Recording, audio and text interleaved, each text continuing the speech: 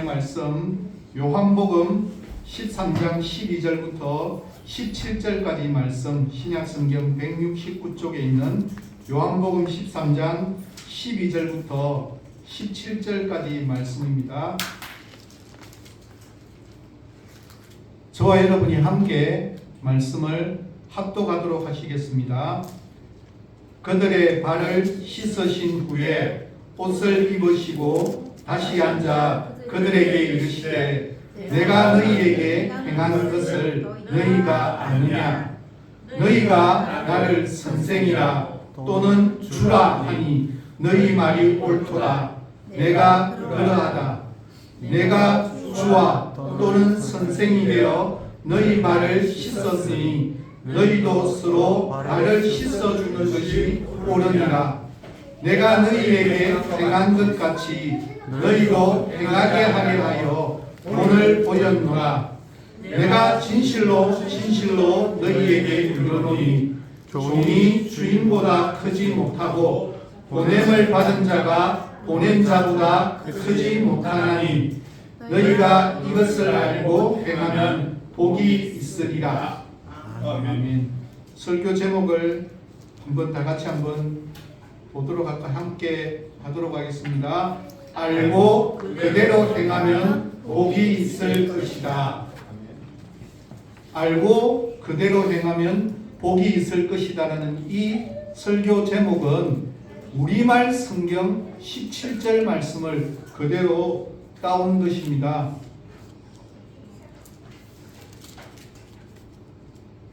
요한복음은 오늘 두 번째 시간을 맞이하는데 요한복음을 보면 신기하게도 중요한 사건 앞에는 시간, 장소, 그것을 아주 상세하게 기록하고 있는 것을 보게 됩니다. 그렇게 보면 지난주부터 이어져 오고 있는 요한복음 13장 사건은 언제 일어나는 사건인가를 보니까 6월절 전이라고 이야기합니다.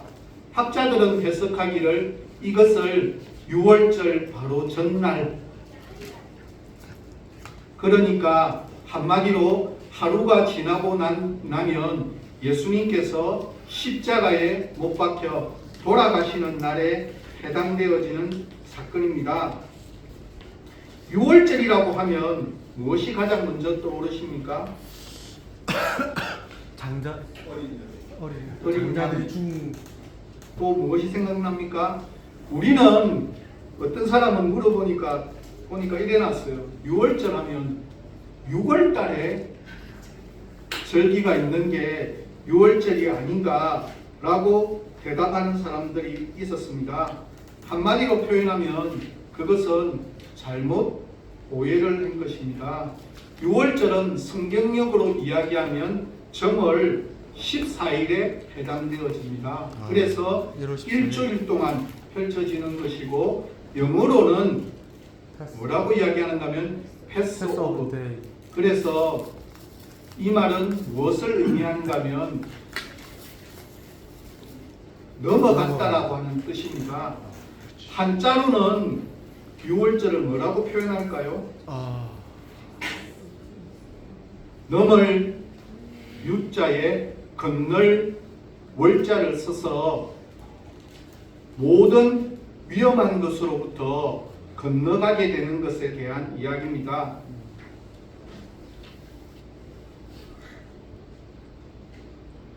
노트북이 작동을 안 해가지고 노트북이 뭐예요? 설교가 원고가 안 떠져서 그래서 6월절은 무슨 의미가 있는지 6월절의 사건을 통해서는 어린 양을 대신한 지금은 우리는 6월절을 지킵니까? 안 지킵니까? 6월절 절기를 지키지 않습니다. 그렇지만 이스라엘은 지금도 6월절을 지키고 있습니다. 음식도 6월절 음식을 먹고 한 달 전부터 6월절 행사를 준비합니다. 그래서 학교는 3주 정도 휴교를 합니다. 거의 방학에 가깝죠.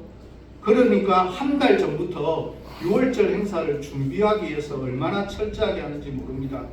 유학을 간 사람들이 그곳에서 지내는 기간 동안에 보면 6월절을 앞두고 누룩을 없애기 위해서 전체 대청소를 거의 2주 넘게 하면서 하나하나 준비하는 과정들이 얼마나 철저한지 모릅니다. 그런 6월절이 우리는 절기를 지키지는 않지만 6월절의 의미는 우리는 그대로 지키고 나가고 있습니다. 특별히 6월절은 이스라엘 백성들이 지키는 3대 절기 가운데서도 가장 큰 절기입니다. 다른 절기에는 남자만 참여하는 것이 율법적인데 6월절에는 지체가 몸이 좀 불편한 사람들이나 근본적으로 움직이기에 참여가 불가능한 사람을 제외하고는 모든 남녀노소가 다 참여해야 했으며 참여하지 않는 사람은 심각한 벌을 받을 정도였습니다. 그래서 일반적으로 끊쳐질 것이라고 다른 말로 하면 거의 죽인다는 의미를 포함하고 있습니다. 그러므로 실제적으로 6월절은 모든 이스라엘 백성들이 중요하게 생각하는 절기이며 수많은 사람들이 예루살렘을 향해 올라가는 가장 중요한 절기입니다. 이때 예루살렘을 향해 올라가면서 불렀던 시편들이 무엇인가 하면 성전에 올라가는 노래라고 기록된 시편 120편부터 134편까지의 15개의 시편을 올라가면서 찬양하는 기간입니다.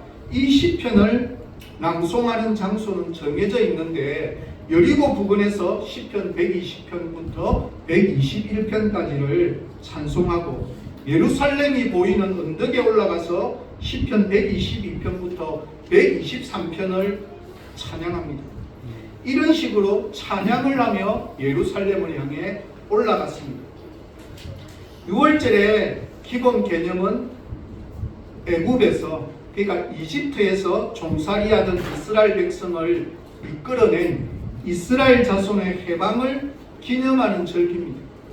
430년 동안 애굽의 종살이를 하며 비참한 삶을 보냈던 이스라엘 백성들이 6월절을 맞이하면서 해방과 자유의 빛을 보게 된 것이 무엇인지 하나님의 은혜에 대해서 감사하는 절기입니다. 성경을 살펴보면 절기 가운데 가장 먼저 등장하는 절기가 6월절입니다. 첫째 달 14일에 지키는 절기이고 무교절을 7일간 진행되는 기간을 통칭하는 절기입니다. 성경의 절기는 철저하게 하나님이 정하시고 모든 율례를 하나님께서 만드셨고 그 기준은 철저하게 하나님의 말씀에 의해서 음식이든 규례들을 하나하나 행하는 것입니다. 우리 인간은 하나님께서 명령하신 대로 순종하면 되는 것이 하나님의 절기입니다. 6월절을 만드실 때의 말씀입니다. 출애굽기 12장 16절부터 17절입니다. 너희에게 첫날에도 성회요 일곱째 날에도 성회가 되리니 너희는 이 두 날에는 아무 일도 하지 말고 각자의 먹을 것만 갖출 것이니라. 너희는 무교절을 지키라. 이날에 내가 너희 군대를 애굽 땅에서 인도하여 내었습니다. 그러므로 너희가 영원한 규례로 삼아 대대로 이날을 지킬지니라. 6월절의 절기의 특징은 무엇입니까? 아무 일도 하지 말고입니다. 왜 아무 일도 하지 말라고 하셨습니까? 출애굽의 위대한 일, 이스라엘에서 430년 동안 종살이했던 그 종살이에서의 해방을 통한 자유를 얻게 되면 전적으로 하나님께서 인도하여 내셨음을 기억하고 지키는 것이 6월절의 의미입니다. 출애굽을 할 때 이렇게 저렇게 전략을 짜고 준비를 하고 홍해를 어떻게 건너는 모든 것도 이스라엘 백성들의 수고가 아니라 전적으로 하나님의 머릿속에서 나온 하나님의 작품이기에 너희는 아무 일도 하지 않았다는 것을 꼭 기억하라고 말씀하십니다. 아무 생각이 없는 상태의 모세를 먼저 찾아오신 것도 하나님이셨습니다. 그때 모세는 모든 것을 포기했을 때의 나이였습니다. 이렇게 볼 때 출애굽의 사명은 철저하게 전적으로 하나님의 위대한 작품입니다.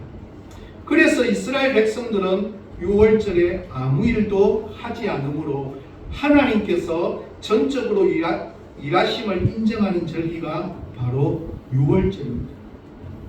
이것은 6월절의 음식에서도 등장합니다. 첫 번째 먹는 음식은 무교병입니다. 유교병과 무교병의 차이는 둘 다 밀가루를 사용하지만 차이는 무엇인가 하면 누룩이 첨가되느냐 첨가되지 않느냐. 첨가되지 않는 것을 무교병이라고 그렇게 이야기합니다. 누룩이 첨가되지 않음으로써 첨가되면 발효를 할 때 그 발효하는 것이 누룩에 의해서 되기 때문에 그래서 누룩이 일하고 수고하고 활동한 결과입니다. 이렇게 밀가루 속에 누룩이 활동을 한 것이 유교병입니다. 그래서 하나님은 유교병을 먹지 말라라고 하십니다. 내가 어떤 역할을 하고 어떤 수고를 하여서 이루어진 결과에 어떤 영향을 끼치는 역할을 하지 말라라는 뜻입니다. 밀가루를 반죽하는데 누룩을 첨가하지 않으면 밀가루 반죽은 그대로 있습니다. 밀가루 자체가 아무런 일을 하지 않습니다. 나의 수고와 활동이 전혀 첨가되지 않았다는 무교병을 먹음으로 인해서 하나님의 일하심, 하나님의 인도하심을 기억하라고 하는 뜻입니다. 그 다음 음식은 썬 나물입니다. 사람들은 산에서 들에서 나무를 캐왔는데 썬 경우는 어떻게 합니까? 그냥 그 채로 먹게 되면 씁니다. 그래서 썬 나무를 먹지 않기 위해서 맛있게 먹기 위해서 어떻게 할 거예요? 애쓰고 수고하고 노력하는 거예요. 썬 부분은 다듬고 잘라내기도 하고 조미료를 넣어서 맛을 내기도 하고 내가 수고하고 노력하여 요리를 맛있게 합니다. 썬 나물이 쓰지 않고 맛있는 나물이 된 것은 내가 일하고 수고한 결과입니다. 그래서 6월절에는 내가 일하고 수고하고 노력한 맛있는 나물이 아니라 하나님이 만드시고 하나님이 수고하시고 하나님이 애쓰신 그 나물 그대로 내가 일한 결과물이 아닌 하나님이 주신 썬 나물 그 상태로 그대로 먹으라는 뜻입니다. 나의 수고와 노력이 아닌 전적인 하나님의 일하심과 하나님의 인도하심이라는 사실을 기억하는 썬 나물을 먹는 것입니다. 그 다음 음식은 양고기를 구워서 먹으라고 말씀하십니다. 출애굽기 12장 8절부터 9절 말씀해 보면 그 밤에 그 고기를 불에 구워 무교병과 썬 나물과 아울러 먹되 날 것으로나 물에 삶아서 먹지 말고 머리와 다리와 내장을 다 불에 구워 먹고. 이 방식은 중동 지역의 식습관을 알면 이해에 도움이 됩니다. 애국과 이스라엘 지역에서 양고기를 먹는 전통적인 방식, 가장 맛있게 먹는 방식은 어떤 방식이에요? 삶아서 먹는 방식입니다. 우리가 수육을 먹는 방식처럼 그렇게 삶아서 먹습니다.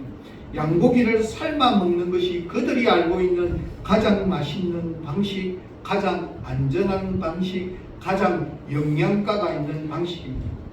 아울러서 날것은 이때 당시 즐겨 먹던 방식이었지만 이것은 이방 제단에 제사를 드릴 때 음식을 먼저 제사로 드리고 난 이후에 먹는 방식이었습니다. 그래서 하나님의 말씀은 너희의 방식, 너희의 원리대로 하지 말라는 뜻입니다. 너희가 너희의 수단을 통해 맛있게 만들어낸 방식으로 먹지 말고 하나님의 방식대로 음식을 먹으라는 말씀입니다.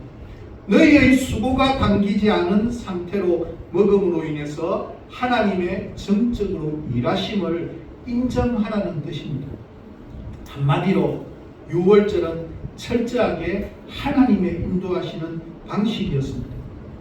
장자의 죽음이 임하는 날에 살아날 수 있는 방법은 무엇이었습니까? 말씀대로 순종하면 됩니다.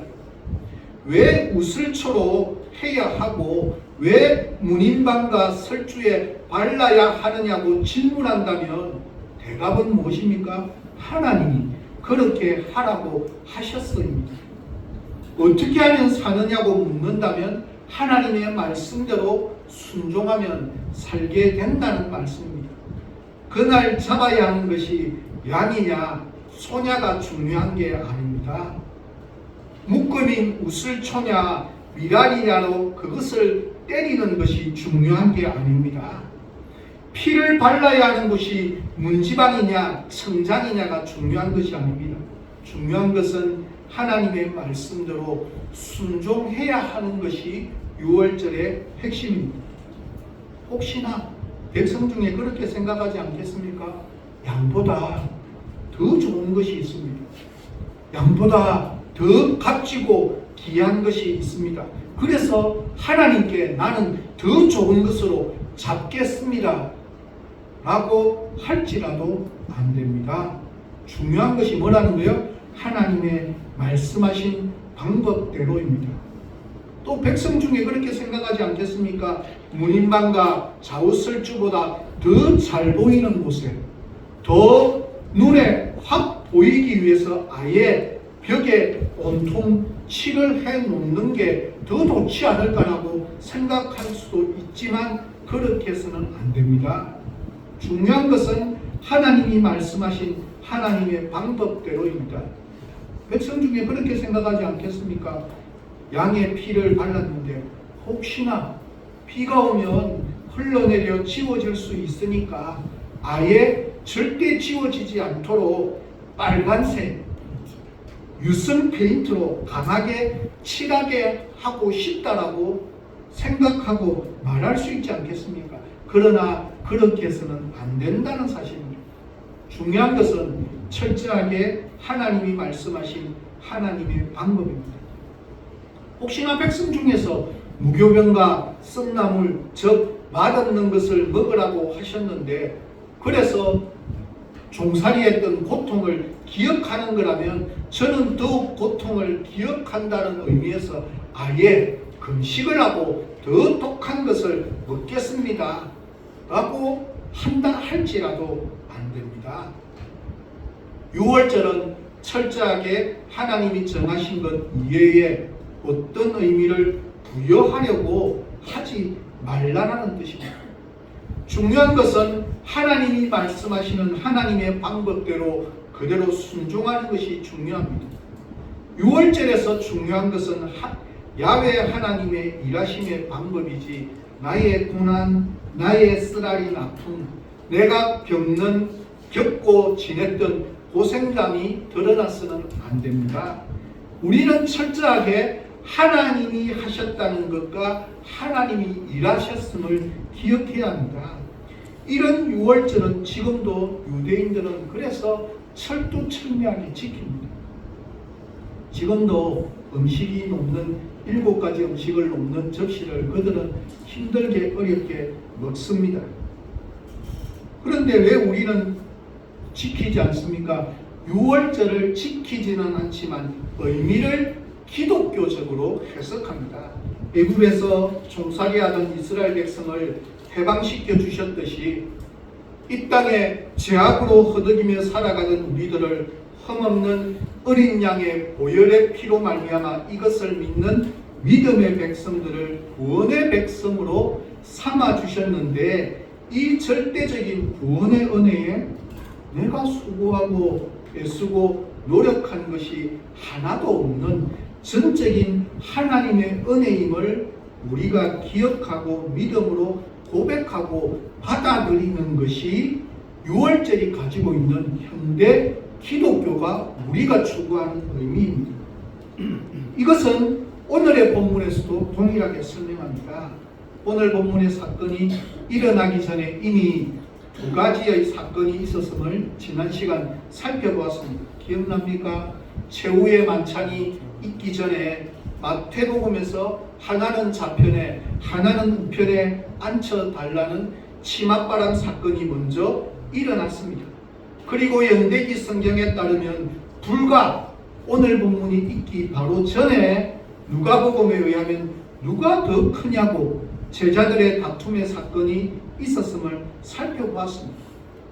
이 와중에 아직 서로가 서로를 불편하게 생각하는 상황이라고 충분히 생각해 볼 수 있습니다.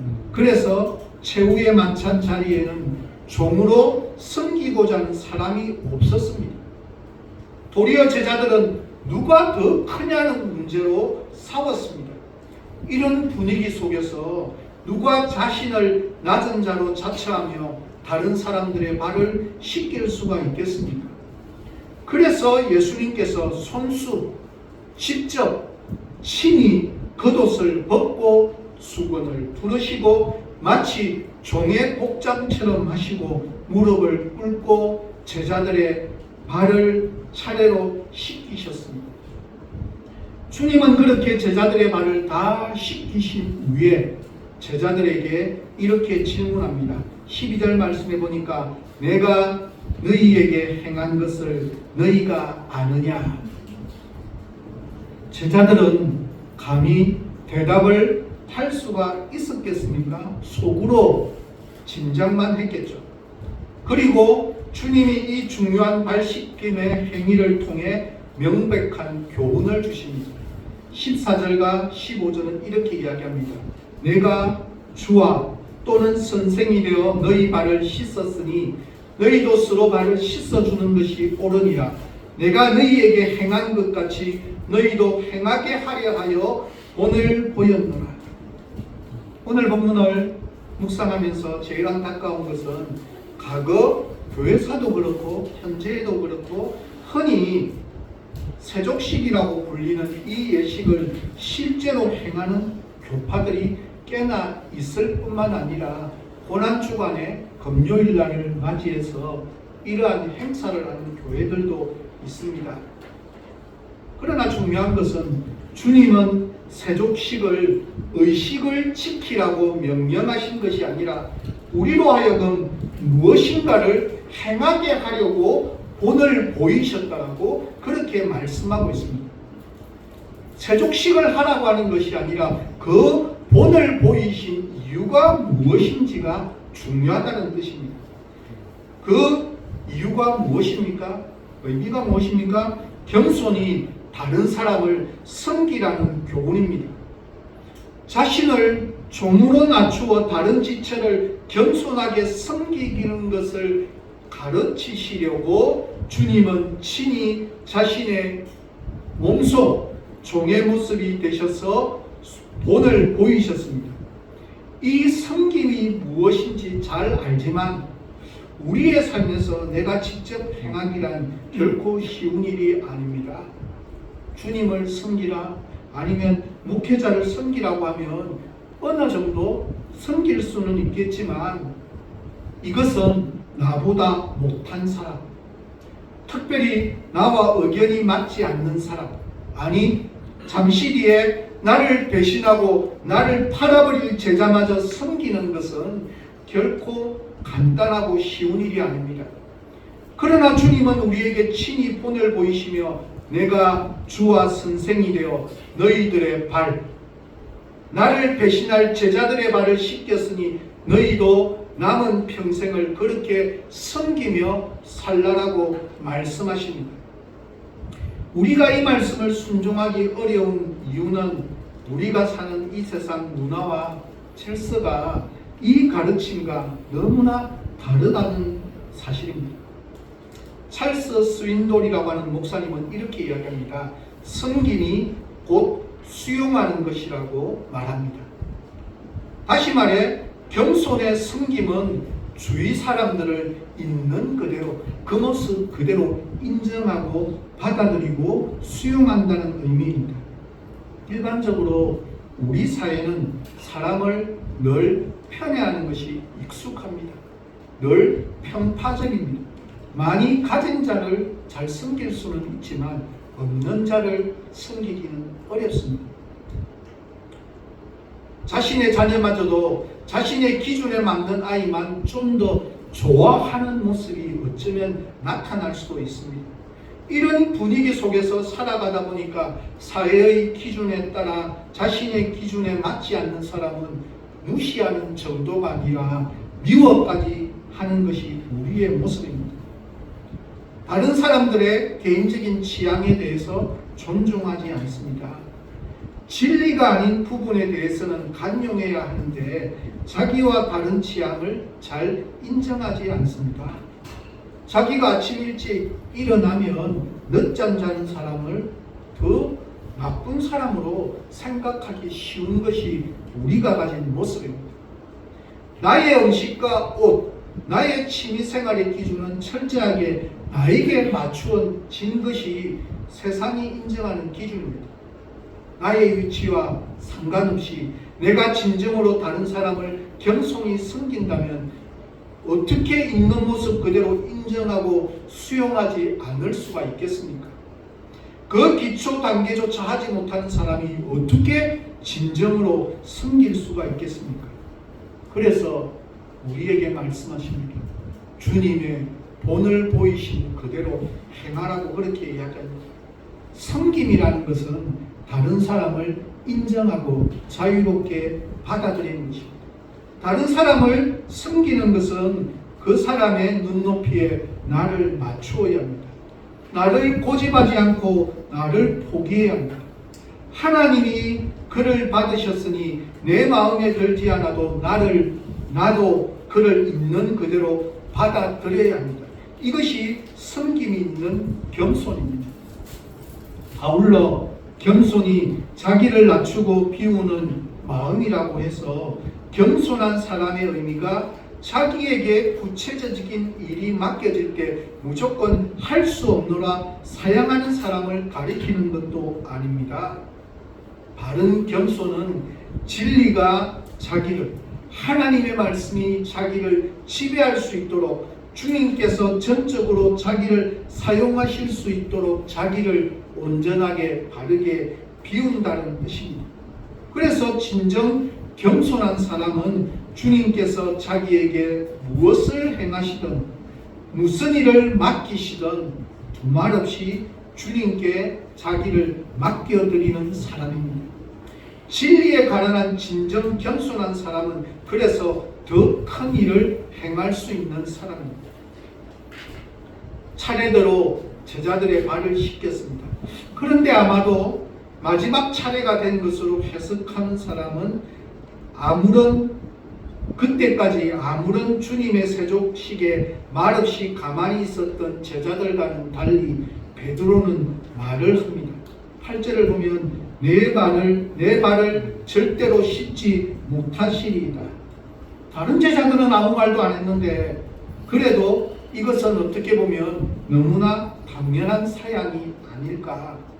남의 발을 씻어주는 것은 아래 사람이나 종이 해야 할 일이었기에 결코 스승의 목이 아니었기에 이렇게 말할 수 있었습니다. 제자로서 스승이 자기 앞에서 무릎 꿇는 것만도 감당하기 어려운데 하물며 스승이 발까지 씻어주겠다는 것을 사양치 아니한다면 어찌 그를 제자라 할 수 있겠습니까?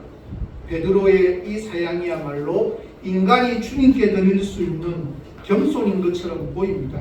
그러나 8절에서 여기에 대한 주님의 대답입니다. 내가 너를 씻어주지 아니하면 네가 나와 상관이 없느니라. 주님께서는 베드로의 사양을 겸손이라 칭찬하지 않으셨습니다. 주님께서 하시는 것을 거절하는 것은 겸손이 아니라 오히려 교만에 가까운 일입니다. 그래서 내가 너를 씻어주지 아니하면 네가 나와 상관이 없다고 말씀하셨습니다. 주님께서 하시고자 하는 일에 자기 자신을 전적으로 온전히 맡기지 못하는 한 주님과는 전혀 무관한 자일 수밖에 없다는 의미입니다. 그 말씀은 들은 베드로의 반응은 9절입니다. 주여 내 발뿐 아니라 손과 머리도 씻어 주옵소서. 주님께서 행하시는 일을 사양하시는 것이 겸손이 아니라 교만임을 깨달은 베드로가 주님께 자기를 의탁하였습니다. 주님이 자기 발을 씻어주시는 경험은 얼마나 큰 은총이고 소중한 체험이겠습니까? 왜 주님께서 제자들에게 이처럼 특별한 은혜를 내리고 계십니까? 제자들만 그 은혜를 누리고 즐기도록 하기 위함이 아니었음을 우리는 잘 알고 있습니다. 왜요? 왜 이렇게 하십니까? 주님께서 이런 본을 보이신 것은 너희들도 제발 이렇게 행하게 하시기 위해서 이렇게 본을 보이셨다고 말씀하셨습니다. 주님께서 제자들에게 그처럼 특별한 은혜를 베푸시고 그 은혜를 겸손하게 받도록 요구하신 것은 다른 사람들을 더 사랑하며 섬기며 살아내기 위한, 그래서 참다운 진리의 사랑으로 그들을 세워주기 위함이었습니다. 베드로가 자기만을 생각할 때 겸손한 것 같았으나 실은 교만하였지만 자기를 주님의 말씀에 온전히 맡기고 순종하고 하나님의 말씀 그대로 순종하게 될 때 자기를 뛰어넘어서 그 겸손함으로 온유하게 다른 사람을 섬기는 참된 제자의 삶을 살아가는 통로가 되어질 수 있었습니다. 미디안 광야에서 양을 치던 80노인 모세를 하나님께서 부르시고 하나님이 일꾼이 되라 명령하셨지만 모세는 단칼에 거절했습니다. 자기를 불러내신 하나님의 능력보다도 자신의 현재 늙은 자신의 모습과 능력을 먼저 생각했습니다. 그래서 그는 하나님의 명령에 순종하는 겸손한 자가 될 수가 없었습니다. 그러나 여러 가지 과정을 거치면서 마침내 자기 자신보다도 자기를 선택하신 야훼 하나님을 더 신뢰하게 되었을 때 그는 하나님의 위대하고 겸손한 일꾼이 될 수 있었습니다. 수많은 사람들 중에서 특별히 하나님의 일꾼으로 선택된다는 것은 정말 큰 은혜입니다. 왜 하나님께서 그 은혜를 모세에게 베푸셨습니까? 그 개인을 위함이었겠습니까? 아니었습니다. 애굽에서 노예살이로 고통하던 이스라엘 백성들을 구원해내시기 위함이었습니다. 이것을 비로소 깨닫게 된 모세는 하나님의 말씀의 세계에 전적으로 자신을 맡기고 의지하고 순종하게 됨으로 도달한 큰 믿음의 복의 세계를 모세는 경험했습니다. 우리는 동일합니다. 나에게 주어지는 어떤 상황 가운데서 자꾸 벗어나고 회피하고 도망가려고 하는 것이 아니라 하나님께서 이런 상황을 인도하셨으면 하나님께서 인도하시는 특별한 그것이 있음을 내가 인정하고 받아들이는 것이 우리의 믿음입니다. 한 성도님에 대한 사연을 소개합니다. 이 교회가 전 교인 수련회를 4번째로 할 때였습니다. 용인에 있는 숙명여대 연수원에서 수련회를 하게 되었습니다. 그 수련회 가운데 펼쳐진 가슴이 찢어지는 아픔이 찾아왔습니다. 수련회 기간 가운데 초등학교 6학년이었던 정민홍이라고 하는 아이가 수련회 가정 가운데 초등학교 6학년인데 하나님의 부르심을 받게 되었습니다. 이 어린이의 부모님과 가족들이 보여준 믿음의 모습이 얼마나 아름다웠는지를 소개하는 것입니다. 그분들은 주어진 상황과 말씀에 순종하는 것이 믿음임을 자신들의 행동을 통해서 실전적으로 보여주었습니다. 그분들 가운데 단 한 분도 땅을 치고 통곡, 눈물이 없었다는 것이 아니라 통곡을 하는 분이 없었습니다. 목요일 아침 10시 교육관 2층에서 장례 예배를 드리던 그때 유족을 대표한 아들의 아버지가 전한 인사말에 온 성도님들이 다 함께 울었습니다. 자식을 간에 묻고 하나님께 드린 5가지의 감사의 제목입니다. 첫째, 주님께서 미노미로 하여금 모태에서부터 주님을 믿게 하시고 태어난 뒤 유아 세례 교인으로 자라게 하신 것을 감사드립니다. 둘째, 이 세상의 죄악과 탐욕에 오염되기 전 순결한 영혼을 지니고 있을 때 하나님의 품으로 불러주셨음을 감사드립니다.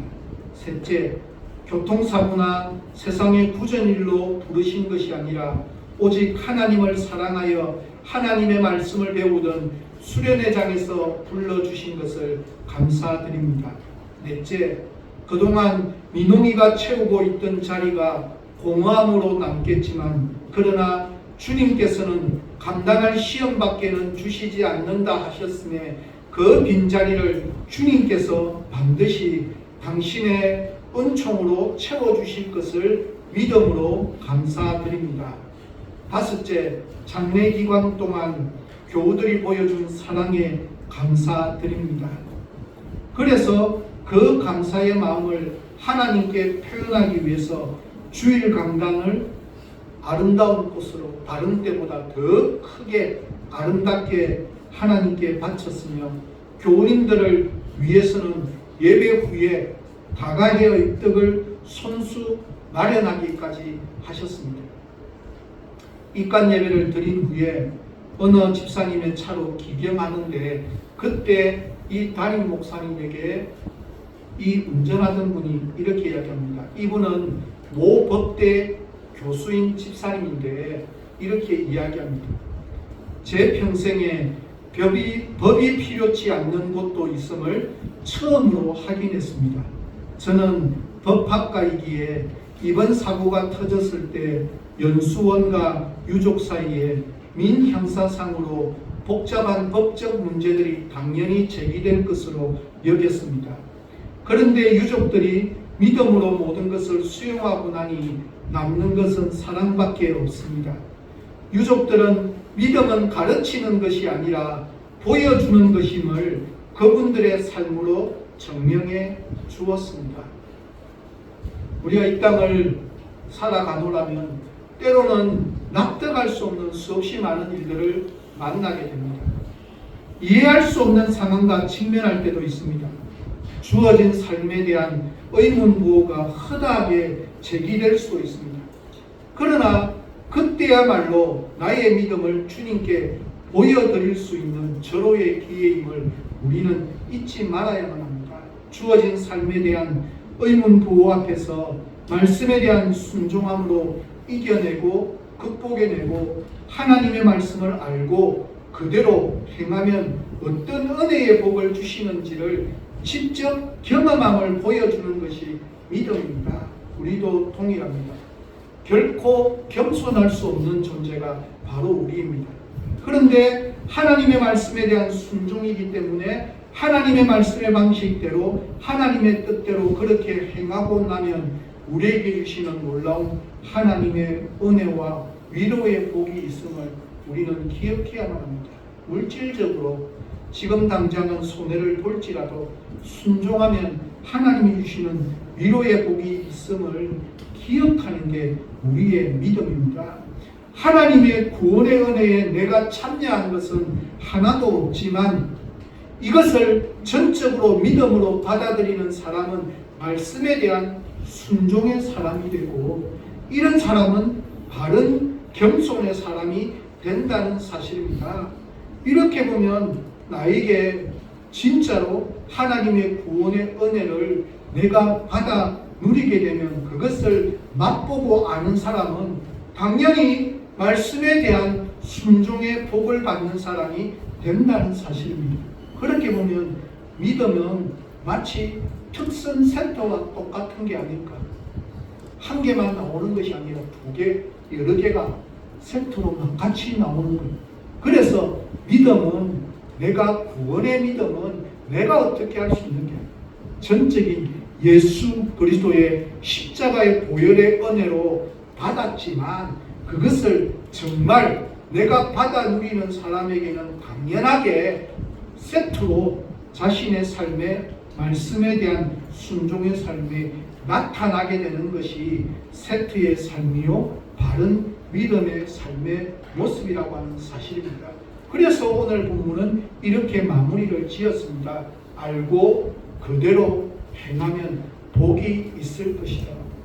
하나님의 말씀을 그대로 본을 보여주신 예수님처럼 우리도 동일한 삶을 순종하며 살아가게 될 때, 있는 그대로 받아들이는 믿음을 인정하게 될 때, 그때만 맛보는 믿음의 복을 우리는 마음껏 경험하고 누리고 맛보고 살았으면 좋겠습니다. 지금 당장은 아닌 것 같지만 말씀대로 순종하고 나니까 6월절의 모든 절차가 하나님의 말씀대로 이루어졌던 것처럼 말씀이기에 내가 한번 순종해 보겠노라고 알고 그대로 행하면 복이 있는 복을 우리도 마음껏 받아 누리는 귀하고 복된 남은 생애가 되시기를 예수 그리스도의 이름으로 간절히 부탁드립니다.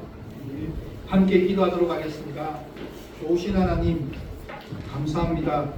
하나님의 말씀의 은혜로 우리를 불러주시고 우리를 믿음의 사람으로 인정하여 주시고 우리를 구원의 백성으로 삼아주셨사오니 그 믿음의 복을 우리의 삶 가운데 마음껏 누리며 살아갈 수 있는 귀한 은혜가